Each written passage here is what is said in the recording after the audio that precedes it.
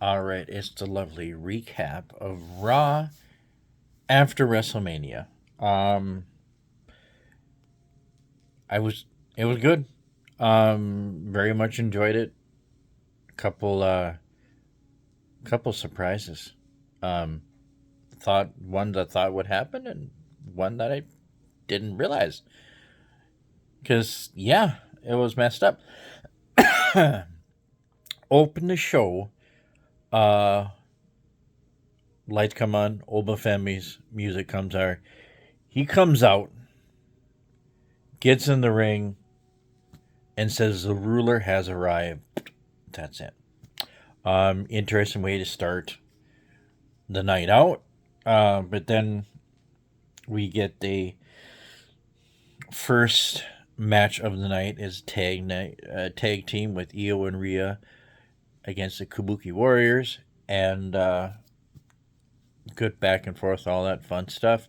And the Rhea and Io Sky get to win, and Asuka is blaming um, Kyrie for losing it in so many words. So that's still going. We'll see what happens because Rhea's going back to SmackDown. Io's going to be by herself. So we'll see what happens there. It's going to be interesting. Then we have backstage um, segment with, um, well, this says here Javon, but yeah, Javon was back there. So was uh, Adam Pierce looking at Penta there and saying, "Hey, that's great. I want to make you do better." Javon says, "Hey, I want another shot." And then all of a sudden, Penta goes, and here comes Ethan Page. That he's going to be on Monday night, confirmed by Adam Pierce, the Raw general manager. And him and Javon, of course, have history. And he goes, yeah, why not have a match? So a match with those two are set for later on. Why not? They have some great matches. Next up, we do have CM Punk coming in there. Um, and it's interesting how, like on WrestleMania, he came in with no music. Came in, he said it's clobber time, and then his music hits. I don't know if that's going to be his new thing when he's doing stuff. I'm not sure. We'll see. But he comes out and talks about what's happened in the last few months of him could have packed it up after, winning and then getting cashed in right away on and losing titles. He said, no, he just stuck around because things happen. And things did happen because people got injured, this and that. And lo and behold, boom, he was world champ and got that. And also talked about the people behind the scenes that make it so they all look good and have everything I want, plus losing Larry. But I give him props for shouting out for all those people. They definitely deserve um, recognition because as you guys know that are local around here, that we work with a local company and we do a lot of stuff behind the scenes, and we know what happens behind the scenes to make that show good for everybody, and also like I do security to make it safe for people to enjoy the show, so um, they're not in the wrong spot at the wrong time for the flow of the show. It's very important. Anybody who works with any resident, if the flow doesn't go right, something bad can happen. Somebody could get hurt that we don't want to have hurt. So we got to keep that flow. And that totally works. I understand that. And he said, yeah, right now he could probably go home, eat donuts with his hot wife. I don't blame him. I'd want to do that. But he's not, because he's going to stick around. He's the best in the world. He proved that. He just wasn't the one that came out in the end on Sunday, which is true. They tore the house down, literally. Um, and let's see here. Let's see here. Oh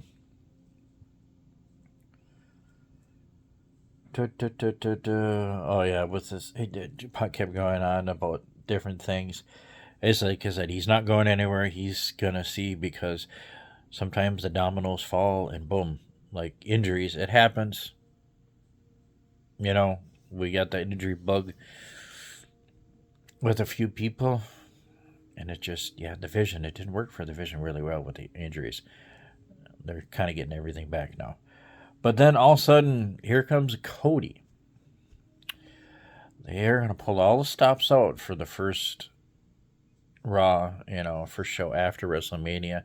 Cody comes out, has a pair of sunglasses, take his sunglasses off, and whoo, he's got a good shiner there. He makes his way into the ring and doesn't do his normal stuff, because, yeah, he's kind of still hurting from, Saturday from 2 nights. I don't blame him. Well, he gets in the ring with Punk, and Punk kind of looks at him and kind of laughs and chuckles and said, "Oh shit, look at that eye." Don't know exactly what he said to him in the ring, but he said something like that. Hey, look at that shiner, it's pretty damn good. So, Cody's kind of like, Cody's acting like he lost everything on Saturday. He's moping around, and Punk is like a happier than pig and shit. And he said, "I'm not a loser. You're not a loser, but you're acting kind of different." And he was, but Punk is like, "I lost, but I'm still boom." But he's going to be in there, and he says, tells, let's see here. Yeah, it is. Tell him, heavy is the head that wears the crown. And his pass for him, as Punk told him, keep winning. But he patted and looked at that belt, and he's leaving and looks up at Cody, and Cody looks at him and goes, "Anytime, just tell me." Well, that's going to happen. I don't think that's going to happen anytime soon. That could happen. Their Clash in Italy that they're doing, maybe, or it's going to be SummerSlam. But would that give time for Cody to be heel Cody? We're still waiting for the nightmare to happen. Maybe this is the start of it. We said maybe it was before, but now it's just, I don't know. We will see. Next up, we did have the match of Ethan Page against Javon Evans, with Ethan Page getting the win after a little distraction from Rusev, who entered the ring there and wanted to go after Javon. Javon took care of him a little bit, and he shouldn't have, but he went in, and Ethan, from the distraction, got it. And then, well, Rusev got in there, started beating the shit out of Javon as a response to what happened this weekend.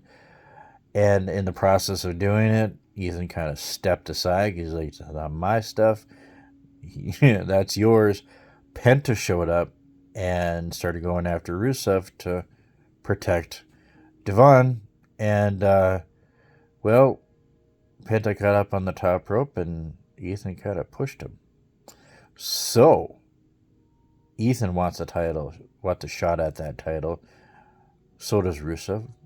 So does Devon. We're going to have some fight over who's going to be the next competitor for Penta, or it's going to be a Fatal 4-Way. Maybe.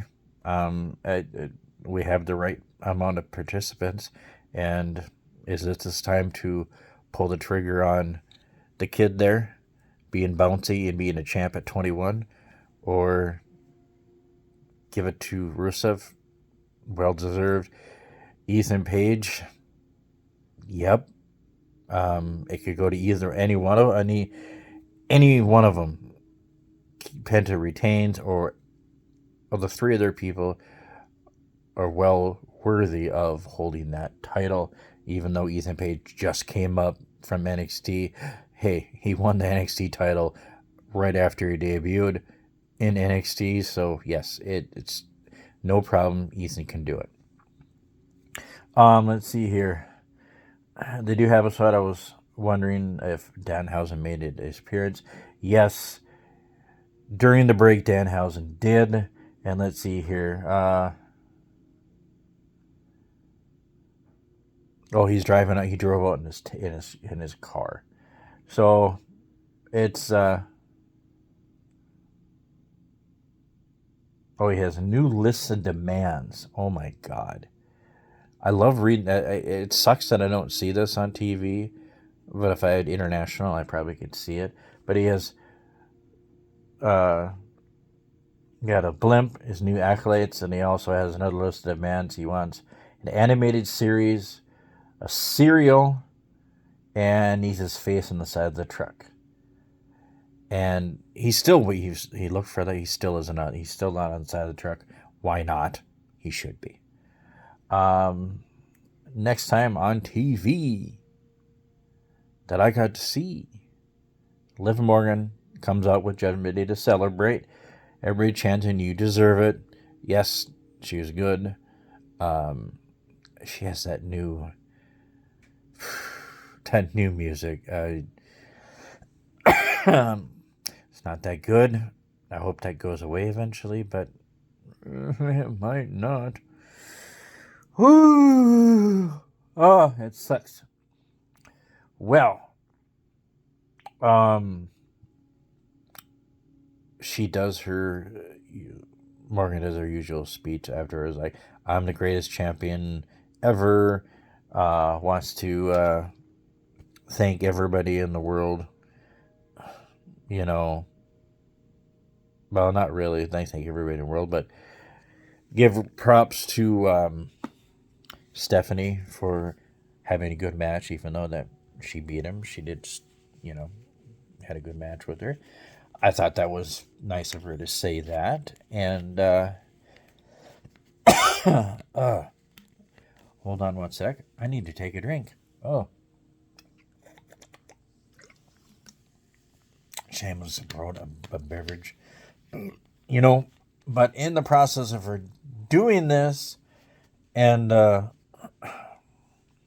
waiting, figure out who's going to be the next competitor, all of a sudden, some music hit, and our second surprise of the night, Sol Ruca, has showed up on Raw.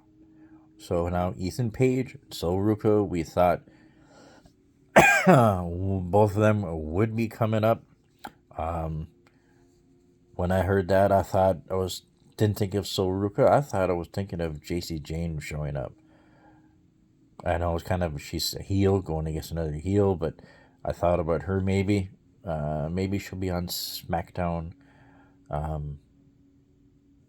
competing with Rhea. Maybe we'll see her on there. Maybe we won't. Hoping so. It'll be good. But Sol Ruca comes out, gets in the ring, cuts a little promo and stuff against her, and then says, she wants that title, of course, and everything. And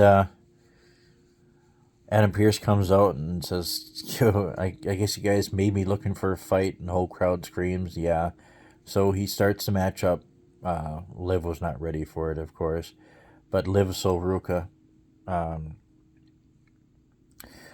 in a match, great match.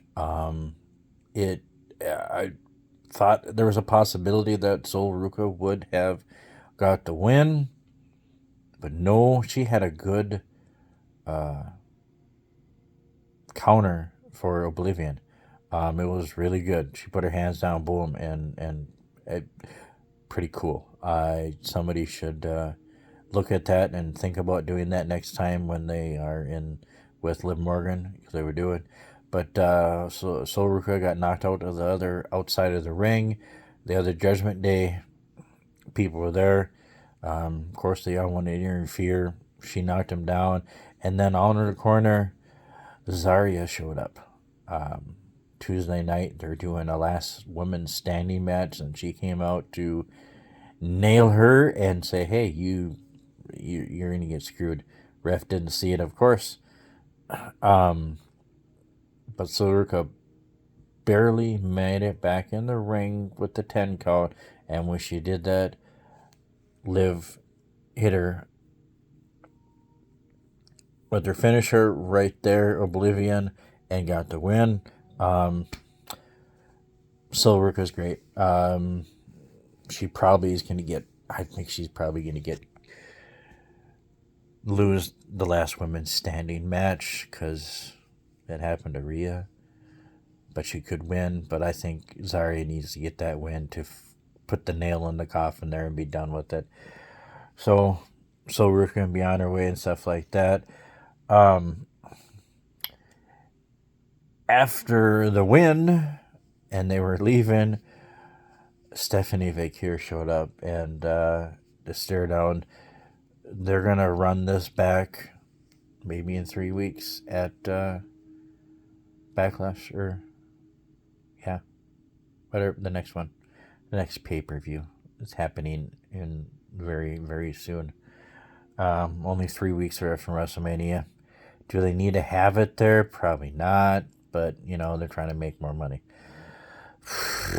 Yeah, just let them go into Italy, which is at the end of the month of next month. That would have been way better. Yeah, it's crazy. I'm getting May. So, next up after that, we get highlight on Brock Lesnar being retired. It's crazy to say that. We said it today in the podcast. I can't believe it. But it is. And then after that, Paul Heyman and the Vision make their way to the ring, talking about everything. Logan Paul gets a speech and get the shit booed out of him big time. And then they talk about things happen at WrestleMania. And they, let's see here.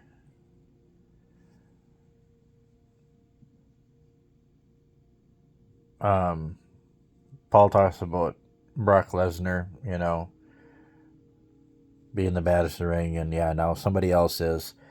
Yeah, and Heyman also thanks Gunther for what he did to Seth, and with a little help from Braun Breaker there. But then in Logan Paul's speech complaining about speed being the reason why he lost, all these YouTubers coming in and thinking they could do our job.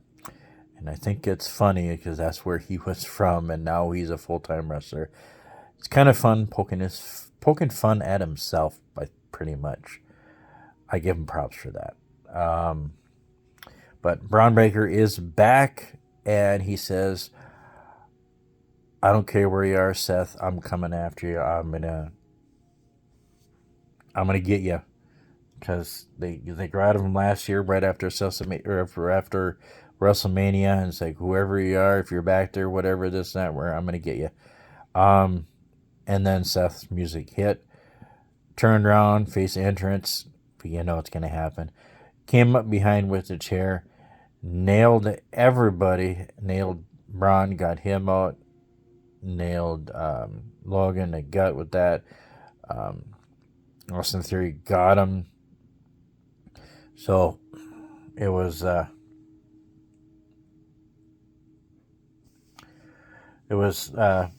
doing pretty good. He was getting beat up by all of them, and then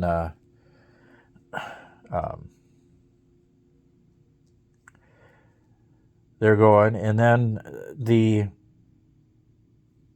next surprise, it's not the last surprise, but the next surprise that happened kind of made me go, what? But I kind of like, good idea, because one of the guys needs to keep working.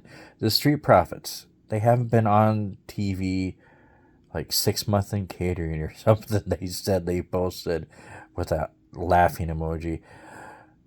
The Street Profits are back. They come in there and jump in and take out the Vision, the tag team, Logan Paul and Austin Theory. They're going after the tag belts. And Dawkins, he's slimmed up. He got in and did some extra work, so he's more toned. So yeah, they're both looking good. Is the Street Profits looking for some smoke? They're going to get the titles. That's going to be the next one. With that happening too, Seth Rollins was alone with Braun, and when he hit him with the chair, he accidentally hit him and clipped the back of his head, unfortunately, and that does happen. Accidents happen. So there was a little bit of blood, but he speared the hell out of Seth a couple times in the middle of the ring. So that is going to be the next one at the next pay-per-view. Or they're going to do it in Italy. I don't know. It's going to be good. And they had a couple vignettes about the next match with JD against Finn. Both of them had aired their grievances on how they're going to beat the snot out of each other and win. Finn did get the win, but then Dominic came up behind and tries to get the upper hand against Finn. It didn't work. Almost got JD hit again, almost got coup de grace in there, but JD grabbed him out. So,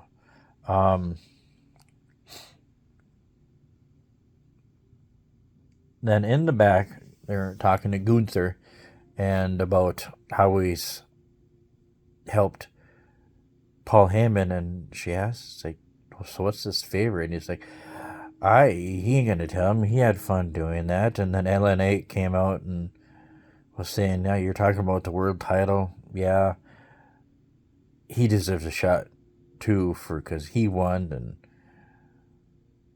Gunther really didn't win. He got an L because he had somebody help him.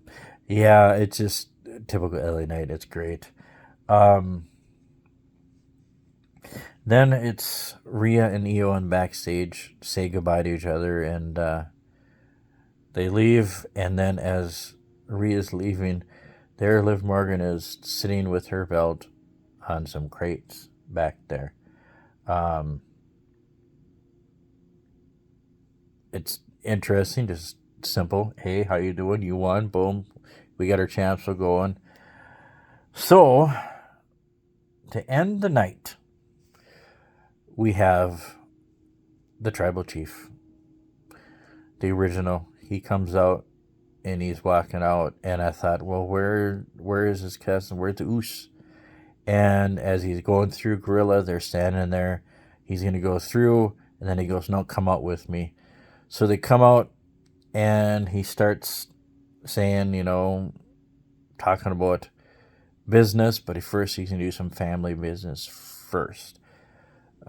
Talking about how things were good and they're doing better, but they were doing better when they were together. He's going to say we're kind of separated. We need to be together, and stuff that happened to him wouldn't have happened because they were together, like the old bloodline. So things would have been better for them, and they wouldn't have lost the titles. They still would have had them, all that.